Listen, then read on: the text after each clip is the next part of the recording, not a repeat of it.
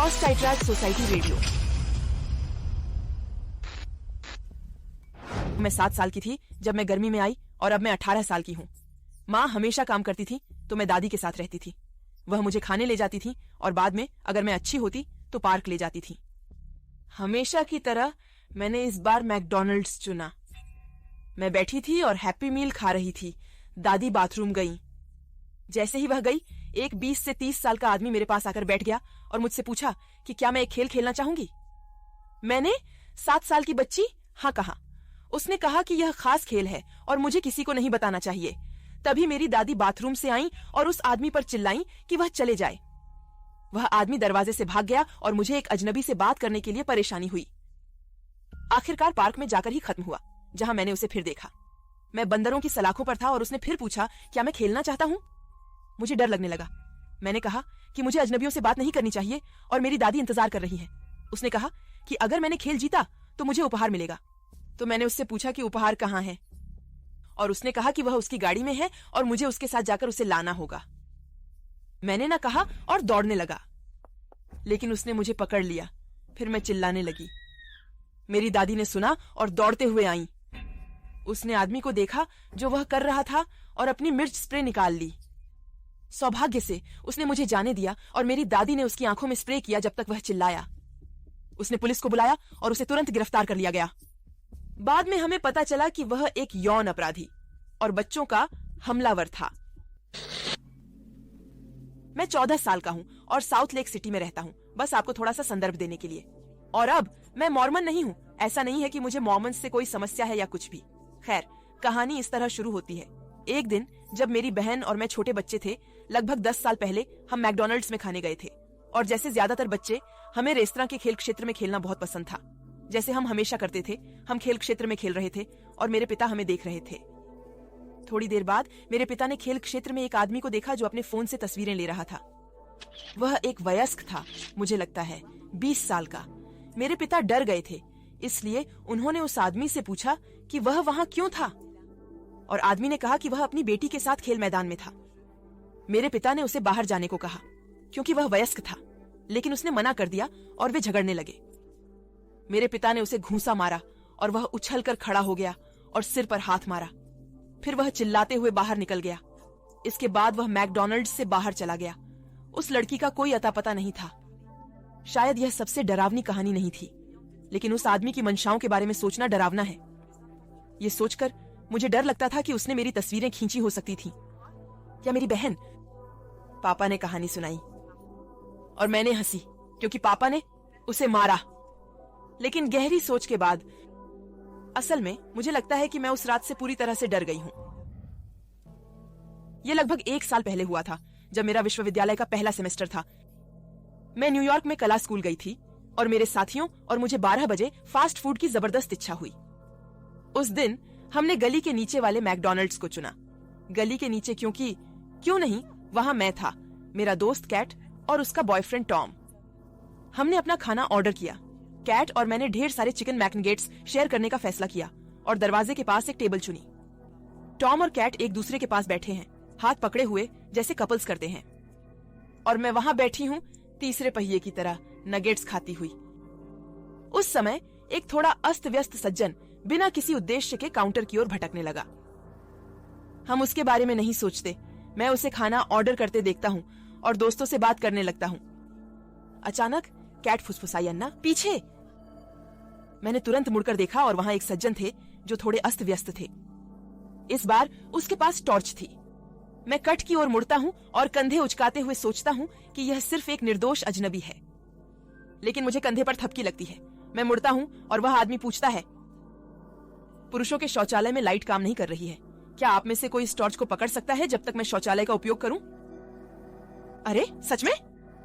Cat सबसे प्यारी और खुलकर बात करने वाली पहले जवाब देती है, किसी कर्मचारी को बताओ कि लाइट्स नहीं चल रही हैं, शायद वह समाधान ढूंढ सकता है।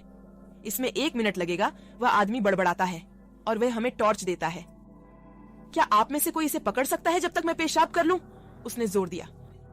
टॉम ने फिर जवाब दिया क्योंकि मैं उसे नजरअंदाज कर रही थी, नहीं, किसी कर्मचारी से जाकर लाइट्स ठीक करने को कहो। लेकिन इसमें तो बस 1 मिनट लगेगा। आदमी फिर शुरू करता है, लेकिन मैंने उसे रोक दिया। भागो। यह एक अजीब स्थिति थी, लेकिन और भी अजीब क्योंकि जब हम जा रहे थे कैट ने कहा कि वह कभी भी शौचालय नहीं गया था। सबसे पहले, तुम कैसे जानते कि लाइट काम नहीं कर रही थी? जब मैं 6 या 7 साल का था तो मैं स्कूल के बाद हफ्ते में 2 बार स्थानीय स्विमिंग पूल में तैराकी की कक्षाएं लिया करता था, बुधवार और शुक्रवार को। शुक्रवार को माँ मुझे मैकडॉनल्ड्स ले जाती और मिल्क शेक दिलाती। फिर मैं बैठता और अपना मिल्क शेक पीता। फिर हम बिना किसी समस्या के घर लौटते।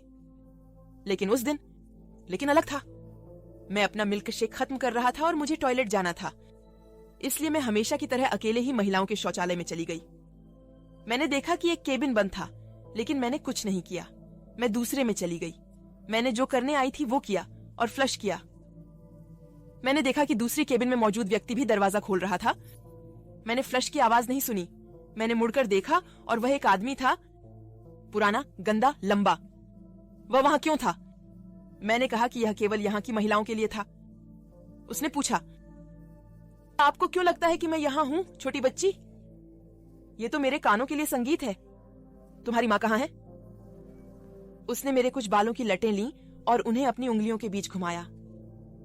उसने हाथ बढ़ाया और कंधे को पकड़ा। मैं उसकी पकड़ से छूटी और तेजी से वह दौड़ी।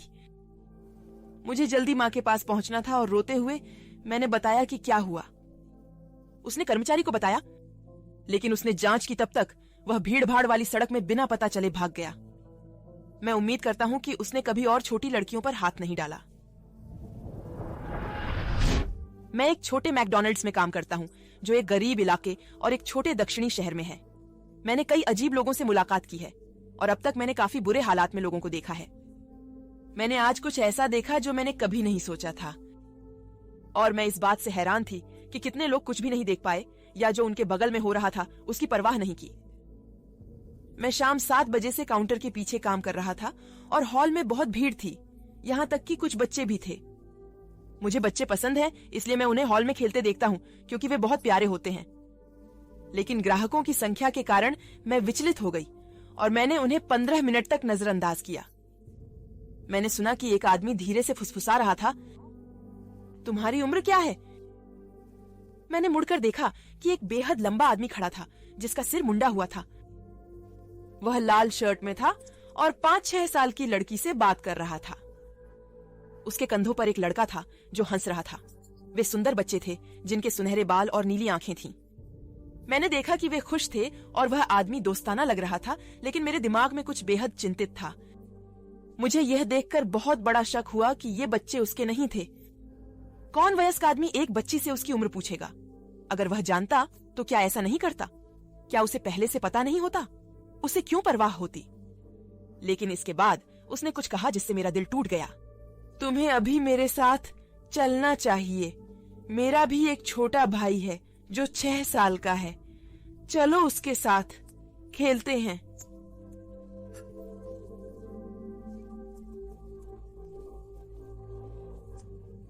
सुनहरा चिल्लाते हुए निकला, अरे तुम लोग कहां जा रहे हो बच्चे? तुरंत यहां आओ। वह लंबा लड़का तश्तरी जैसी आंखें करके जम गया। वह स्तब्ध हो गया। महिला ने लड़की को उठाया और लड़के की ओर हाथ बढ़ाया, जबकि आदमी हकलाते हुए उसे छोड़ने लगा। मैं बस बच्चों के साथ खेल रहा था। वे सचमुच बहुत प्यारे हैं। मुझे बच्चे बहुत पसंद हैं, उसने एक नर्वस मुस्कान के साथ कहा। उस गोरी औरत ने हल्की मुस्कान दी, पर उसकी आंखें अब भी कह रही थीं कि लंबा आदमी अपहरण हो रहा था। साफ तौर पर, मेरे बच्चों से दूर रहो, बूढ़े कमीने। लेकिन उसके मुंह ने कहा, अरे मुझे खुशी है कि आपने अच्छा समय बिताया, लेकिन अब हमें ऑर्डर करना होगा। और वह अपने बच्चों को रेस्तरां में ले आई। वह लंबा आदमी जल्दी से बाहर निकल गया और उस महिला ने अपने बच्चों को कसकर पकड़ लिया, पूरे समय जब वह रेस्तरां में थी, यहां तक कि जब वे खा रहे थे। अगर मैं उस आदमी को फिर देखता हूं तो तुरंत पुलिस को बुलाऊंगा। कौन जानता है कि बच्चों के साथ क्या होता अगर मैंने ध्यान नहीं दिया होता या उनकी मां बाथरूम से बाहर नहीं आई होती। मैं सहमत नहीं हूं कि उसने इस समय बच्चों को बिना निगरानी के छोड़ा। यह भयानक है कि उसने इतने भरे रेस्तरां में बच्चों को अकेला छोड़ा। लेकिन कोई भी अपने बच्चों को एक गंदे, बीमार मुस्कान वाले घटिया आदमी की वजह से खोने का हकदार नहीं है। मेरी बहन 12 साल की थी जब यह हुआ, ठीक 1 दशक पहले। मेरी बहन हमेशा से लंबी रही है और अपने दोस्तों के सामने बड़ी लगती थी। एक दिन उसके दोस्त और वह खरीदारी कर रहे थे। जब उन्होंने एक मैकडॉनल्ड्स से होकर एक छोटा सा खाना लेने का फैसला किया। यह दुकान बच्चों के लिए रोनाल्ड मैकडॉनल्ड के साथ समय बिताने की जगह थी। मेरी बहन मेज पर बैठी रही ताकि वह उसे आरक्षित रख सके, जबकि उसके दोस्त कुछ खाने ले रहे थे। मेरी बहन शांति से बैठी थी जब जोकर खुद रुक गया और उसे एक छोटी सी मुस्कान दी जो उसने भी वापस दी। उस आदमी ने उसे देखना बंद नहीं किया, वह बस वहीं खड़ा रहा। उसने देखा जब तक वह और अधिक असहज महसूस करने लगी। तब उसने कहा, तुम यहाँ क्यों हो? तुम्हारी उम्र क्या है? उसने कहा कि उसकी उम्र 12 साल है, लेकिन उसने सिर हिलाया जिससे पता चला कि वह उस पर विश्वास नहीं कर रहा था। उसने कहा, तुम कितनी सुंदर हो, और हाथ छुआ। सौभाग्य से उसका दोस्त समय पर लौटा और वह जल्दी चला गया। मेरी बहन थोड़ी डरी हुई थी और उसने दोस्तों से ऑर्डर लेकर कहीं और खाने को कहा। उसने बस मुझे और हमारे माता पिता को कुछ साल बाद बताया। इस जोकर की असली मंशा कोई नहीं जानता, लेकिन यह साफ है कि उसे यह पसंद नहीं आया। मैंने हाई स्कूल और मिडिल स्कूल में एक लंबे दुबले लड़के के साथ पढ़ाई की थी जिससे कभी कभी बात होती थी, लेकिन मुझे हमेशा एक अजीब सा एहसास होता था, खासकर मेरी 12वीं कक्षा के दौरान। मैंने फेसबुक पर उसकी पोस्ट देखी जिसमें लिखा था, मैं शर्त लगाता हूं कि अगर मैं चाहूं तो वर्जीनिया के तकनीशियन से ज्यादा किल्स कर सकता हूं, लेकिन मैं नहीं चाहता। हालांकि उसने कहा कि वह नहीं चाहता। मुझे यह चिंताजनक लगा और मैंने इसे स्कूल को सूचित कर दिया। कुछ महीनों बाद वह JJC से निकला और संक्षेप में उसे पता चल गया कि मैंने उसकी शिकायत की। हमने कुछ दोस्तों के साथ घास पीने के बाद सुलह कर ली थी और यह काफी था कि मुझे गलियारे में मुझ पर हमला होने की उम्मीद नहीं थी। हम दोनों ने एक स्थानीय कॉलेज में दाखिला लिया और मैं उसे कैंपस के पास देखता था। जैसे ही वह मुझे देखता, हम जीवन पर असहज बातें करते और मैं विनम्र रहने की कोशिश करती, बिना यह दिखाए कि मुझे डर लगता था। फिर एक दिन मैं रूममेट के साथ मैकडॉनल्ड्स गई जब मैंने किसी को कान में फुसफुसाते सुना, मैं तुम्हें एक दिन मार डालूंगा। मैंने मुड़कर देखा तो वह मुझे मुस्कुराते हुए और हाथ हिलाते हुए दूर जा रहा था। मैंने नहीं देखा, लेकिन मैं हमेशा सतर्क रहता हूं जब हम मिलेंगे। अगली बार जब मैं उसे अचानक मिलूंगा, मुझे उम्मीद है कि उसने मजाक किया था। मैं फ्लोरिडा में 23 साल का अंतर्मुखी हूं क्योंकि मैं घर से बाहर नहीं निकलता। यह मुलाकात कुछ महीने पहले हुई थी। सुबह के लगभग 12 बजे थे और मैं थोड़ा पागल हो रहा था। मुझे बाहर निकलने और किसी के साथ आराम करने की जरूरत थी, तो मैंने एक खास महिला, मेरी एक दोस्त को मैसेज भेजा। हमने अपनी सामान्य दिनचर्या की योजना बनाई है, इस सुंदर और शांत पार्क में घूमने की। मैं उसे लेने गई और हम अपने स्थान तक चले गए और हमने कुछ घंटों तक हर चीज पर बातें की। फिर उसे भूख लगी तो हम कार में कूदे और मैकडॉनल्ड्स पहुंचने का सोचा। 24 घंटे और 7 दिन खुला फास्ट फूड, वाह! लेकिन यहीं से चीजें अजीब होने लगी। ड्राइव थ्रू से ऑर्डर करने के बजाय उसने अपना खाना ऑर्डर किया, जबकि मैं हाथ धोने के लिए बाथरूम गया था। मैं थोड़ी सफाई की पाबंद हूँ, लेकिन उस रात उन टॉयलेट्स में कभी नहीं जाना चाहती थी। जैसे ही मैं बाथरूम में दाखिल हुई, मैंने उस आदमी को एक ड्रायर के सामने खड़ा देखा। ठीक है, ज्यादा अजीब नहीं, लेकिन फिर मैंने देखा कि वह थोड़ा झुका हुआ था और हिल नहीं रहा था। मैंने उसे नजरअंदाज किया। मैंने हाथ धोए और देखा कि वह इकलौता ड्रायर इस्तेमाल कर रहा था और कागज के तौलिए भी खत्म थे। तो मैं लड़के से अजीब तरीके से पूछता हूँ कि क्या उसने ड्रायर का इस्तेमाल खत्म कर लिया है, लेकिन उसने जवाब नहीं दिया और डराया। मैं बाहर आई और मैंने अपने स्वेटर से हाथ पोंछे। मैं बाहर निकली। मैंने अपने दोस्त को पाया और हम खाने के लिए मेज पर बैठ गए। 20 मिनट बीत जाने के बाद हम अपनी मूल जगह पर लौटने के लिए कार की ओर बढ़ते हैं। मेरी दोस्त कहती है कि उसे बाथरूम जाना है, तो मैंने सोचा कि मैं भी जा सकता हूँ। वो आदमी अब तक चला गया होगा। वो आदमी अभी भी वहीं था, सुखाने के पास खड़ा था, इस बार खुद से कुछ बड़बड़ाते हुए। मैं केबिन में जाता हूँ और पेशाब करता हूँ, लेकिन मैं उसे मशीन का बटन दबाते हुए सुनता हूँ। बार बार मैं हाथ धोता हूँ और ड्रायर तक नहीं जाता, लेकिन मैं आगे बढ़ता हूँ तो वह हिलता है। वह मेरे रास्ते में आता है और मुझे देखता है। मैंने देखा उसकी उम्र मेरी ही है। वह बस मुझे घूर रहा है, फिर कहता है, मुझे माफ करना।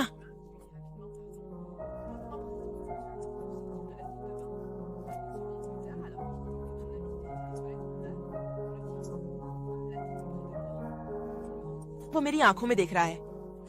मेरी दोस्त देखती है कि वह मुझे घूर रहा है। क्या मैंने नया दोस्त बनाया है, वो पूछती है, लेकिन मैं उसे सिर हिलाकर इशारा करता हूँ और उसे बाहर ले जाने की कोशिश करता हूँ बिना जताए कि मैं कार की तरफ भागना चाहता हूँ। फिर उसने सबसे अजीब चीज की और पागलों की तरह हंसने लगा, जैसे उसने कोई मजाक सुना हो। और मैं सोचूं, ओह बाप रे, पागल और नशेड़ी, ये कभी अच्छी खबर नहीं। फिर वह रुकता है और मेरे पैरों की तरफ देखता है। वह कहता है, तुम्हारे जूते बहुत अच्छे हैं, ओसिरिस। ओसिरिस एक जूते की ब्रांड है। मैंने तालमेल बिठा लिया है, धन्यवाद। और मैं जल्दी से कार की ओर बढ़ गई। मेरा दोस्त और मैं कार में चढ़ रहे थे। हमने देखा कि वह आदमी मुझे घूर रहा था, मेरी आंखों में देख रहा था। फिर वह उठकर हमारी ओर बढ़ने लगा। वह दौड़ नहीं रहा था, लेकिन उसकी गति काफी तेज थी। वह सीधे हम पर झपटते हुए मुख्य दरवाजे के सामने आ धमका। लेकिन अब वह गुस्से में दिखा। मैं पार्किंग से झटपट निकली। सड़कें खाली थीं, ये अच्छी बात थी। मेरे दोस्त और मैं अपने पार्क लौट आए और हमने और समय बिताया। हम जो भी कार दूर से देखते थे, मैं डर जाता था। सोचता था कि कहीं वो अजीब आदमी तो नहीं जो हमारा पीछा कर रहा है। मेरा दोस्त पूरी रात इस बात पर मुझे चिढ़ाता रहा और आज तक मुझ पर हंसता रहता है। जरूर, कैसे मैंने बाथरूम में एक दोस्त बनाया था और उसे मेरे जूते बहुत पसंद थे। 90 के दशक में जब मैं 3 साल का था, मेरी माँ और मैं हमारी मिनी वैन में 4 घंटे की यात्रा करके मेरी दादी से मिलने जाते थे। जब मैं छोटी थी, मुझे सीट पर बांधने से लेकर खोलने तक मैं चिल्लाती रही। यात्रा कितनी भी लंबी हो तो मेरी माँ ने मुझे झूलों पर खेलने देने और मेरे चिल्लाने से परेशान अपने कानों को आराम देने के लिए मैकडॉनल्ड्स पर रोक दिया। मेरी माँ मुझे वैन में खास तरह से बांधती थी। वह हमेशा डरती थी कि मैं गलती से कार में बंद हो जाऊंगा, इसलिए वह मुझे कभी नहीं बांधती थी। वह दरवाजा बंद करती, ड्राइवर की सीट पर बैठती, फिर मेरे साथ पीछे की सीट पर आती, दरवाजे लॉक करती, मुझे बांधती और फिर वापस ड्राइवर की सीट पर लौट जाती। जब हम मैकडॉनल्ड्स से निकले, उसने मुझे मेरी सीट पर बिठाया, दरवाजे बंद किए। उसने मुझे बांधना शुरू ही किया था कि अचानक उसने सुना कि कोई ड्राइवर साइड का दरवाजा खोलने की कोशिश कर रहा है। वह ऊपर देखती है और देखती है कि एक पागल आदमी ड्राइवर के दरवाजे पकड़कर अंदर आने की कोशिश कर रहा है। वह दूसरी तरफ दौड़ता है और दरवाजे खोलने की कोशिश करता है, चिल्लाते हुए कि अंदर आने दो।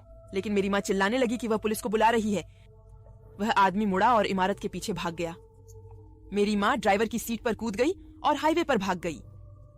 वह इस कहानी को हाल ही में किसी को नहीं बताई थी, क्योंकि वह बहुत डरी हुई थी। अगर उसने दरवाजे बंद नहीं किए होते तो भगवान ही जानता है क्या हो सकता था। मेरी सबसे अच्छी दोस्त लिस्से और मैं उसके जन्मदिन के लिए अटलांटा के 6 फ्लैग्स गए, उसकी बहन मैरी और उनकी माँ लीना के साथ। हमने अच्छा समय बिताया, लेकिन हम पार्क के महंगे खाने पर सारा पैसा खर्च नहीं करना चाहते थे। इसीलिए आधी रात के करीब हम पार्क से निकलते हैं और सबसे नजदीकी मैकडॉनल्ड्स की तलाश करते हैं। आजकल के समय में मैकडॉनल्ड्स ढूंढना आसान लगता है, लेकिन हमें 30 मिनट ड्राइव करनी पड़ी। तब हमें दाईं ओर 2 किलोमीटर पर एक संकेत मिला। हम मैकडॉनल्ड्स गए ऑर्डर करने। हम पहले ही देख सकते थे कि यह शहर का सबसे अच्छा इलाका नहीं था। मैकडॉनल्ड्स भी आधुनिक नहीं था और आसपास के पार्किंग में कोई नहीं था। हमें भूख लगी थी और परवाह नहीं थी। हमारा खाना मिलते ही हम उसे आपस में बांटने के लिए एक जगह रुके। मैं यहां बताना चाहूंगा कि ईएनए की खिड़की खुली थी, तो ईएनए, मैरी और लीज इस बात पर झगड़ रहे थे कि किसे कौन सा खाना मिलेगा, और मैं खिड़की से बाहर देख रहा था। हमारी बाईं ओर मैंने एक विकृत महिला और पुरुष को देखा। वे हमारी कार की ओर इशारा करते हुए जल्दी बात कर रहे थे। मेरी चेतावनियां बजने लगीं, लेकिन मैं इसे लेकर हंगामा नहीं करना चाहता था। वह आदमी भागता है और वह औरत हमारी गाड़ी की तरफ बढ़ती है। लीना, आ रही है, लीज ने कहा। माँ, चलो। एलिना बेहोश है जब तक कि मैरी भी इस बारे में कुछ न कहे। हमारी गाड़ी से 3 मीटर दूर है। लीना चिल्लाती है, ओ भगवान, और पीछे हटती है। महिला कहती है, मुझे मदद चाहिए। लीना जवाब देती है, माफ कीजिए, मैं मदद नहीं कर सकती। हम तेजी से भागते हैं और मैं उस आदमी और औरत को देखता हूं जो 4 लेन सड़क पार कर रहे हैं। बिल्कुल, वे मदद चाहती थीं। हमें यकीन था कि हम पर हमला होगा और लूट लिया जाएगा। हमने उन्हें ऐसा करने का मौका नहीं दिया। मैं उस समय मिनेसोटा में कम आय वाले आवास में रहता था। मेरी माँ और मैं एक असली इंटरनेट सेवा प्रदाता का खर्च नहीं उठा सकते थे। इसका मतलब है कि मैं पड़ोसियों के असुरक्षित नेटवर्क से जुड़ता था। उनके इंटरनेट कनेक्शन के खराब होने पर मुझे मुफ्त वाईफाई का उपयोग करने के लिए मैकडॉनल्ड्स तक चलकर जाना पड़ता था। यह मेरे लिए एक आम बात हो गई थी।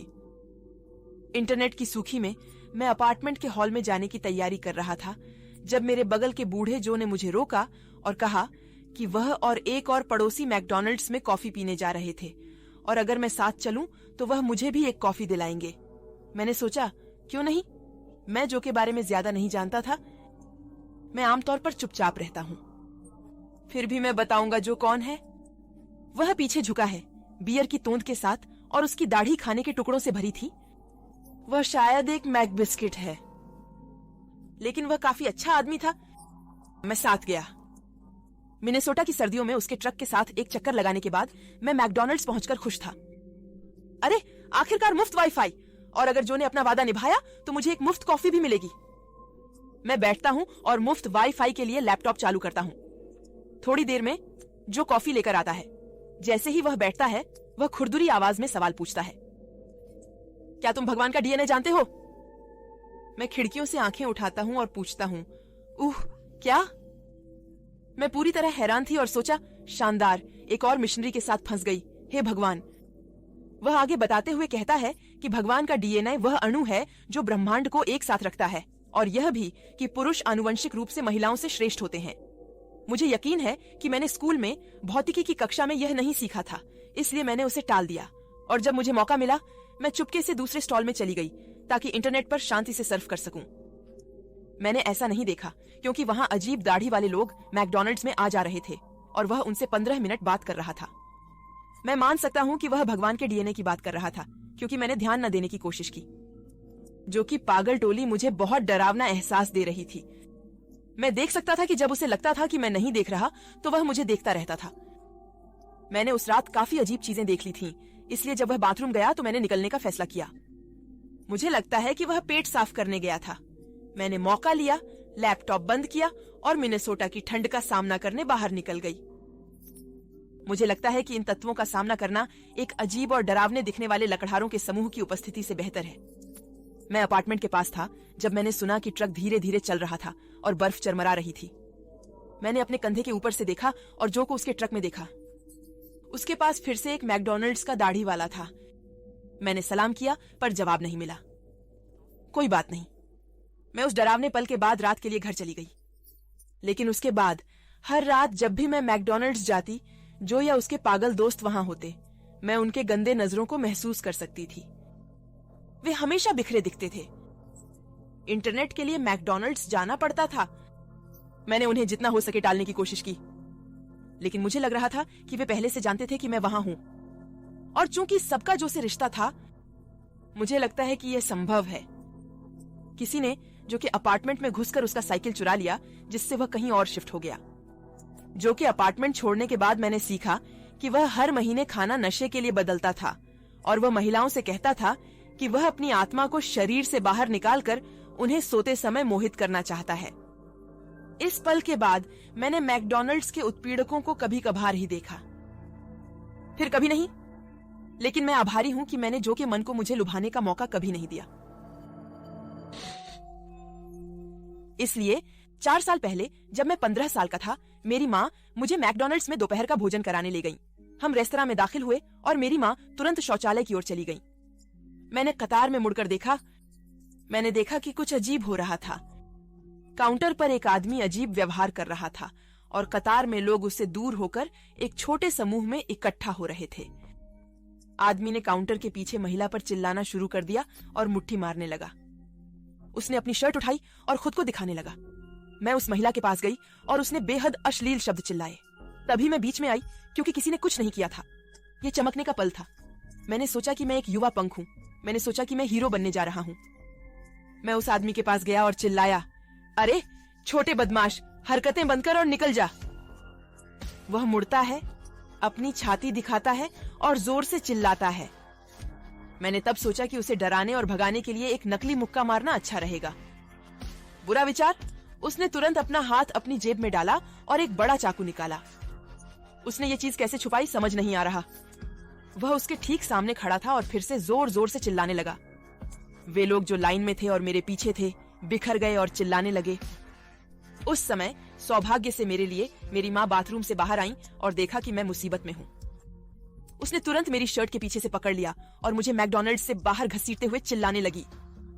मैंने उसे बताया कि क्या हुआ और उसने कहा कि मैं बेवकूफ थी और वह आदमी शायद मानसिक रोगी था। किसी ने रेस्तरां से बाहर आकर कहा कि आदमी शांत है और पुलिस को बुला लिया है। हमने पार्किंग में इंतजार किया और पुलिस थोड़ी देर बाद आ गई। उन्होंने उसे पकड़ा और जब वे उसे बाहर पुलिस की गाड़ी की ओर ले जा रहे थे, उस आदमी ने मेरी आंखों में सीधे देखा। वह मुस्कुराया और चिल्लाया, मैं तुझे अगली बार पकड़ूंगा, कसम से तुझे पकड़ूंगा लड़के। मुझे लगता है यह आखिरी बार होगा। कहानी के संदर्भ में मुझे अपने दोस्तों और भविष्य के रूममेट्स से एक रियल एस्टेट एजेंसी में मिलना था। हम सब एक हफ्ते पहले मिले थे और हमने पहले ही किराए के लिए $3,500 इकट्ठा कर लिए थे। मैं अपार्टमेंट ढूंढने और लेने की जिम्मेदारी में था।